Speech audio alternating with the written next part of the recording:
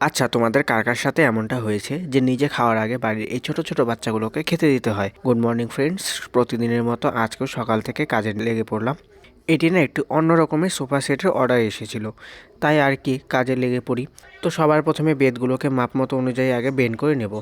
এরপর সোফা সেটটি টাকচার করার জন্য প্রথমে বেডগুলোকে মাপ মতো কেটে নিয়ে পিনকাঠি দিয়ে ভালো মতো মাপ মতো সব কিছু করে নিয়ে টাকচারটা করে নিলাম। আচ্ছা, ভিডিওতে আপনারা মনে হচ্ছে এটা দেখতে খুবই সহজ, কিন্তু এটি করতে প্রায় 1 সপ্তাহ লেগে যায়। এরপর আমি খেতে বসেছিলাম কি বাড়ির 2 রানী, মানে আমার এই 2টো মুরগি চলে আসে। ওদের না প্রতিদিনও অভ্যাস, যখন আমি খেতে বসবো তখন ওরা আমার সামনে দাঁড়িয়ে থাকবে। কখন আমি ওদেরকে একটু খেতে দেব, তারপর ওরা খাবে। আমরা কিন্তু ডিম কোনোদিনও কিনে খাই না। এই 2 মুরগি আমাদের ডেইলি ডিম পাড়ে।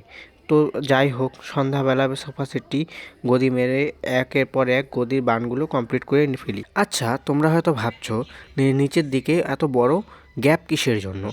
আরে ওটাতে তো বুনাই হবে। তো প্রথমে থিয়াইটিগুলো এক এক করে মেরে নেব, তারপর পেতে সুতো দিয়ে বুনাইটিকে কমপ্লিট করে নেব। আর সামনে তিনটে ডিজাইন হবে, কারণ এটি অন্য রকমের সোফা সেট। ব্যাস, এভাবেই আমরা কমপ্লিটটা করে নিলাম।